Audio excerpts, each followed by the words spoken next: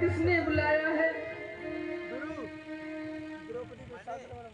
हमने बुलाया है। किस लिए बुलाया है? तू हमारी दासी है इसलिए। खबरदार! अरे ओ पापी, जो मुझसे तूने दासी कहा, मैं तेरी दासी किस प्रकार से हुई? महाराज धर्मराज के साथ मेरा जुआ हुआ, उन्होंने अपने आप को हारा, फिर तुझे हारा। तेरा सौभाग्य है, तू सुयोधन की दासी कहलाई। क्या कहा? महाराज धर्मराज ने मुझे जुए में हारा है?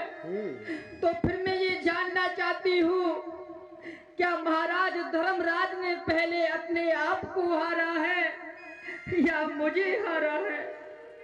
तो पूरा वृतांत कह करके बताना पड़ेगा। तो सुनो, महाराज धर्मराज का यहाँ आगमन हुआ, हमारे साथ उनका जुआ हुआ। सबसे पहले उन्होंने राजकोष राजमुकुट हारा, उसके पश्चात में पांचों भाइयों के सहित अपने आप को हारा, उसके पश्चात फिर तेरी बारी आई। तेरा सौभाग्य है जो सुयोधन की दासी बन पाई। अरे ओ अधर्मी, अरे ओ निर्दयी, मैं तुझसे ही पूछ रही हूँ, तुझसे ही रही। इस भरी सभा में एक से बढ़कर एक धर्म ज्ञानी विराजमान है। मैं आज सभी सभासदों से ही पूछना चाहती हूँ, क्या यह नीति के अनुसार है? एक ऐसा व्यक्ति जो अपना सर्वस्व हार चुका है, किसी के पराधीन हो चुका है, क्या उसे किसी की पत्नी को दांव पर लगाने का अधिकार है? क्या इस द्रौपदी को उसे दांव पर लगाने का अधिकार है? आप मेरे प्रश्न का उत्तर दो, या तो मुझे मेरे प्रश्न का उत्तर दिया जाए, नहीं तो मुझे इस दासी के बंधन से मुक्त किया जाए। अरे कोई तो मेरे प्रश्न का उत्तर दो। द्रौपदी, मैं ये क्या देख रही हूँ? आज मेरे इस प्रश्न को सुन करके ये सारी सभा मौन हो गई है। क्या ये सभा अंधी है? क्या ये सभा बहरी है जो कोई भी मेरे प्रश्न का उत्तर नहीं दे रहा है? अरे भरी है क्या आज तुम सबने रुई अपने कानों में, असुर के खोप ने क्या ठोक दी कीले जुबानों में, लगाकर डांट बैठी है सभा मुंह के दहानों में। सभासद है कि सब मिट्टी के पुतले दुकानों में, निर्लज्ज छत्री के लाल है या कौन है सारे, सती की देखते दुर्गति और मौन है धारे। अरे कोई तो मेरे प्रश्न का उत्तर दो। किसी ने उत्तर नहीं दिया तो दुर्योधन के छोटे अनुज विकर्ण सभा में खड़े होते हैं। बड़े ही अफसोस की बात है, द्रौपदी का प्रश्न हर एक सभासद सुन रहा है, लेकिन कोई उत्तर नहीं दे रहा है। सभी अपने कानों पर उड़ा रहे हैं। आप ये नहीं जानते, आपके चुप रहने से धर्म पीड़ा पा रहा है। मैं सभी सभासदों से हाथ जोड़ करके निवेदन करता हूँ, या तो द्रौपदी को उसके प्रश्नों का उत्तर दिया जाए या फिर उसे दुर्योधन की दासी होने से मुक्त किया जाए। और फिर वही सन्नाटे का सन्नाटा। क्या आप ये सोच रहे हैं कि हम बोले और दुर्योधन ने हमारा सर काटा तो मत बोलो? इस क्रोध के पुतले का भय मानकर अपना मुख मत खोलो, लेकिन मैं बोलूंगा, धर्म के पक्ष में अवश्य बोलूंगा। द्रौपदी किसी भी तरह दुर्योधन की दासी क्यों नहीं हो सकती मूर्ख? बड़े भाई के सामने बोलते हुए तुझे शर्म नहीं आती? शर्म? मुझे क्यों शर्म आए? क्या मैं किसी के साथ जुआ खेलता हूँ जो मुझे शर्म आए? क्या किसी को मैं खेल में छल से हराता हूँ जो मुझे शर्म आए? क्या मैं किसी के धन से ईर्ष्या करता हूँ जो मुझे शर्म आए? क्या अपने भाइयों को देख के जलता हूँ जो मुझे शर्म आए?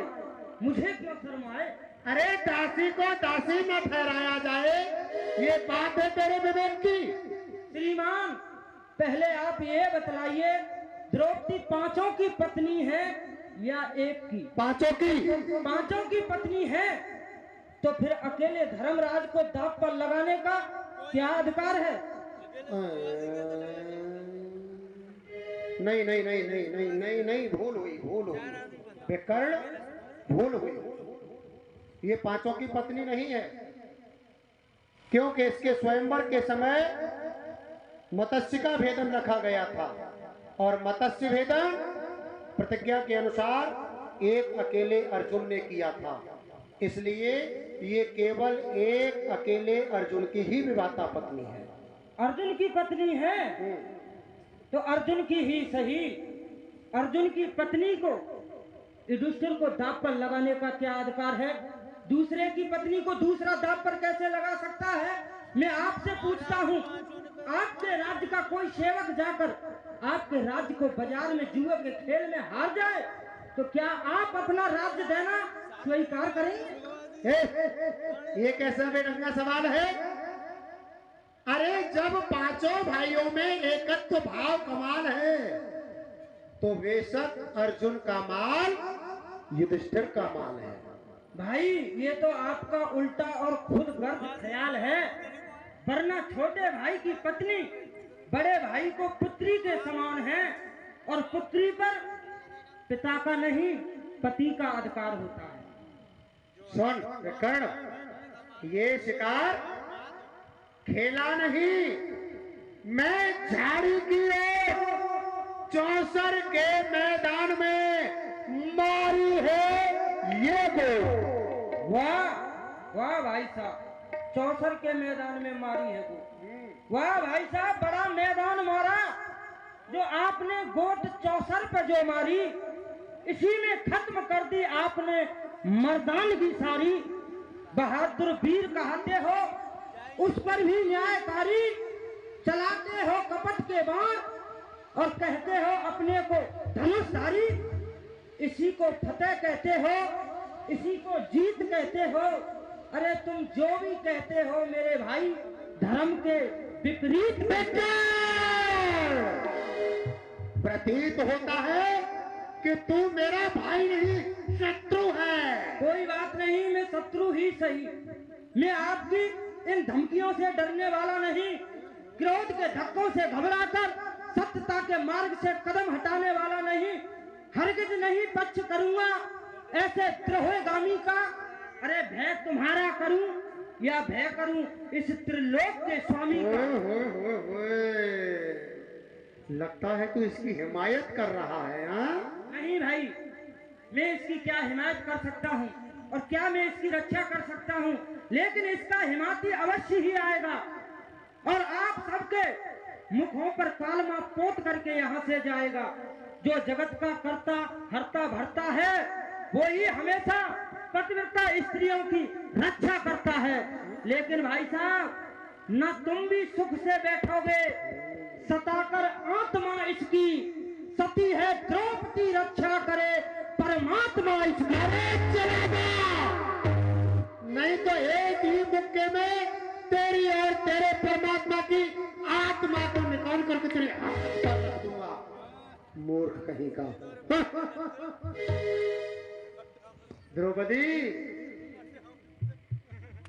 क्या सोचा? ये विकर्ण बोला कुछ पलट जाएगा? नहीं नहीं, यहाँ सुयोधन की आज्ञा के बिना तो पत्ता भी हिलने वाला नहीं है। याद है वो जमाना, पानी के हौद में गिराना, ऊपर से ठहाके लगाना, अंधे की औलाद है। हाँ, मैं अब भी कहती हूँ, तू उस दिन भी अंधा था और आज भी अंधा है। तुझे उस दिन भी नजर नहीं आ रहा था और आज भी नजर नहीं आता है। तभी तो मेरे इन दयावान आंसुओं को तू पानी के छींटे बताता है। ये वही पानी के छींटे हैं द्रौपदी, ये वही पानी के छींटे हैं जो आज आंसू बन के निकले हैं। ये वही पानी के छींटे हैं जो अरमान दुर्योधन के निकले हैं।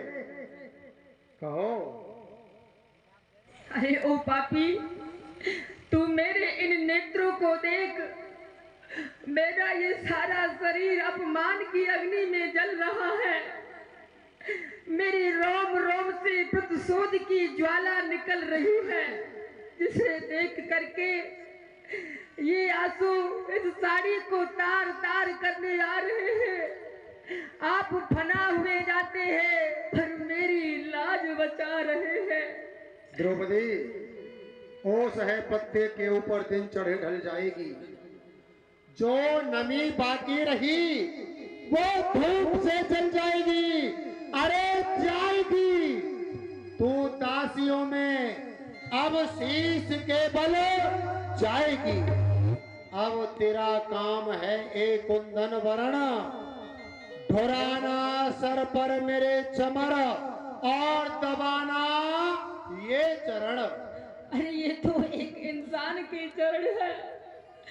यदि मैं अपने पूज्य पतियों की आज्ञा पाऊं तो उस स्वान के पाम को भी धो करके पी जाऊं। विश्व भर का दुख आ टूटे जो मेरी बात पर, फिर भी जितना प्रेम है वह कम ना होगा तात पर। ये जीभ है या अंग है या चीर है ये गात पर, है मेरा सर्वस्व नौछावर पांडवों की बात पर। उच्च स्वामी से अधिक सती को कुछ नहीं संसार में, बेच ले चाहे खड़ी करके मुझे बाजार में। बस बहुत हो चुका, अब इससे अधिक नहीं। द्रौपदी, अगर इस अपमान से बचना चाहती है तो एक उपाय तुझे बताता हूँ। अगर तुझे स्वीकार है तो बताऊं? क्या उपाय है?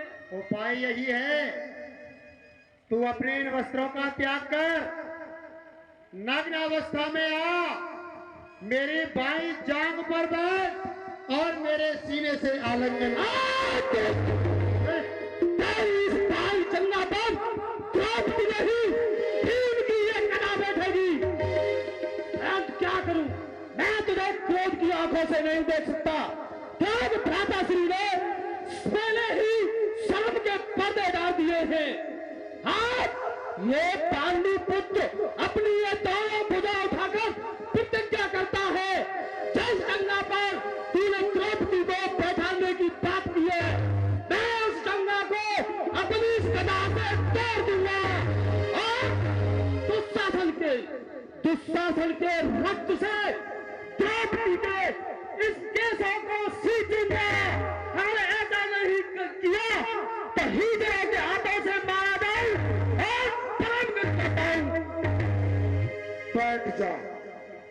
बैठ जा फूटे हुए ढोल। दुशासन वीर, दुशासन वीर, अधिक मदिरा पान कर आया क्या? क्या देख रहा है? अरे पकड़ इसकी साड़ी को, यहाँ बीच सभा में खड़ा कर और खींच डाल, कर दे इसको निर्वस्त्र। हे माधव, आप देख रहे हैं कि आज आपके आपकी बहन द्रौपदी की लाज जाने वाली है। इस सभा में कोई नहीं चाहता है कि इस द्रौपदी की लाज बचे, परंतु माधव याद करो उस समय को जिस समय आपके हाथ की उंगली कट गई थी। तब मैंने अपनी बहुमूल्य साड़ी फाड़ करके आपकी उंगली पर बांधी थी।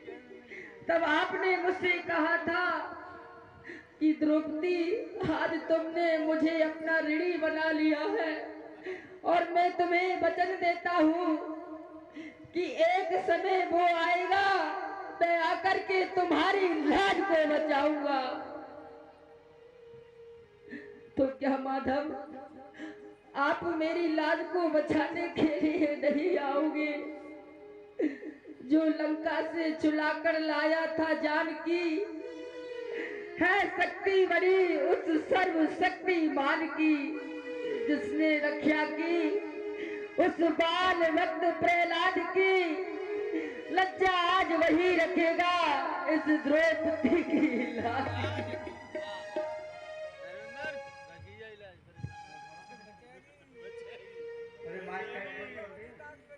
सभा बीच मनमोहन लाज बचाने, भक्तों की बनाने कि आज मेरा कोई नहीं।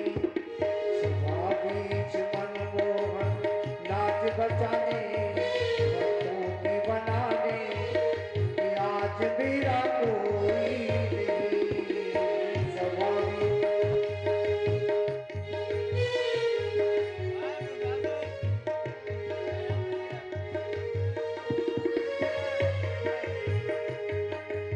आज मेरा कोई नहीं, आज मेरा कोई नहीं। आज मेरा कोई नहीं, आज मेरा कोई नहीं। सभा बीच मनमोहन लाज बचाने, भक्तों की बनाने कि आज मेरा कोई नहीं।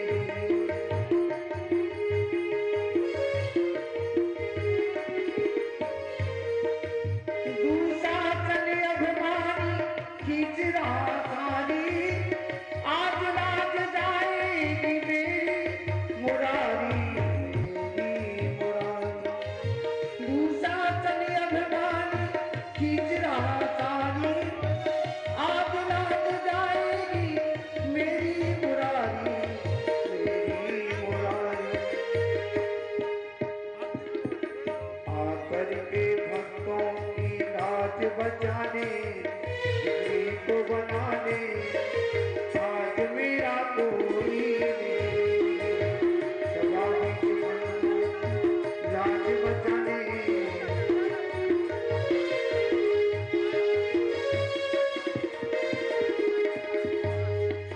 सुनी देर द्रौपदी की देर ना लगाई, झटपट से लिपटे आए कन्हई, आए कन्हई। सुनी देर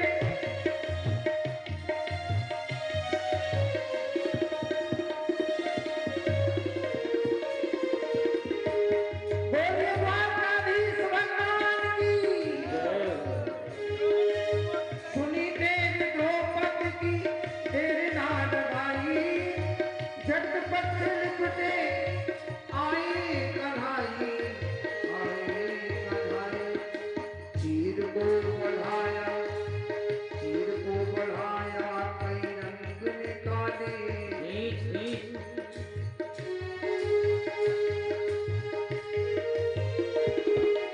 चीर को बढ़ाया, कई रंग निकाले, भक्तों की बनाने आज मेरा कोई नहीं। सभा बीच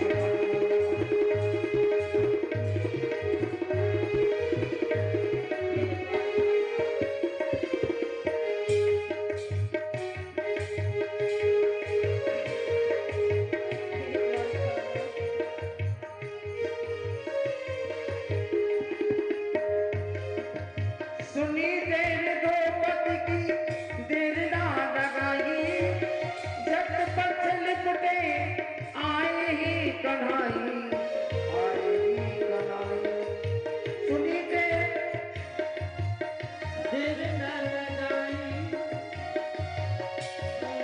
झटपट से निपटे आएगी कन्हाई आएगी कन्हाई। तीर को बढ़ाया तीर को बढ़ाया कई रंग निकाले भक्तों की बना ले आज मेरा को। बैठे गए ध्यान देंगे कल यहाँ दिन में 10 बजे से 1 बजे तक भगवान की लीला होगी।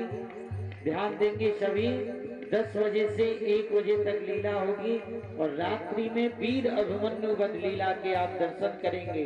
और बैठे रहें अभी सभी, अभी लीला विराम नहीं हुई है, बैठे रहें।